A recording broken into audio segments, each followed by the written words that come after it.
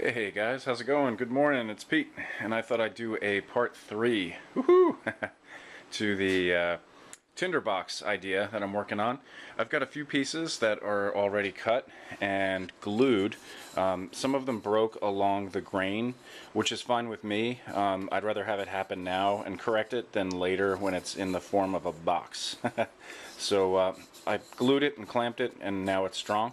And what I'm going to do, this is an example of, this might be the bottom or the top, and these pieces are going to be the sides.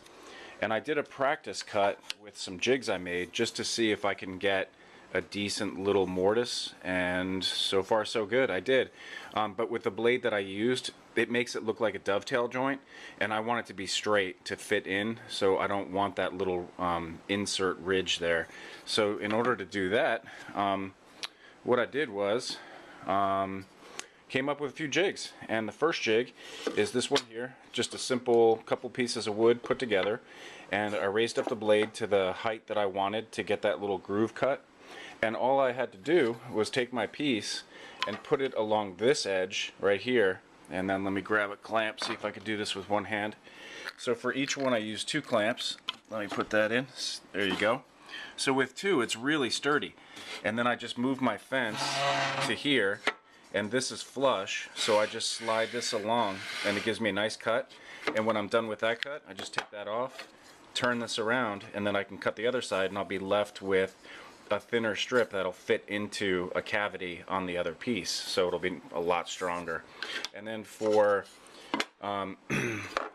let's see, what I'm trying to remember what I did this for. Oh, for cutting the grooves where it'll accept that piece that I just theoretically just cut, what I do is move my fence to where I want to cut the groove. Like, say for instance, it'll be right here. I don't want to put my hand too close to the blade on such a small little piece here.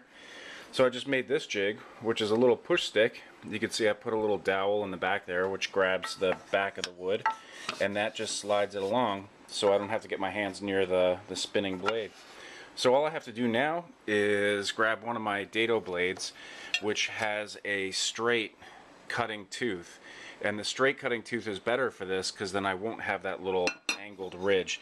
This blade cuts really efficiently because each little carbide tip is facing in a different direction, which is great for ripping wood, but it's not good for making these kind of cuts. So I'm going to swap that out with this blade and then get started manufacturing all these little cuts here, so it'll fit together nice and strong. So that's my plan. I'm gonna see if I can get 1 or 2 done before I go to work for the day. And oh, and for work today, one thing I'm definitely gonna need, here's my little bag that I bring to jobs with just odds and ends, and in there is my my new Dremel.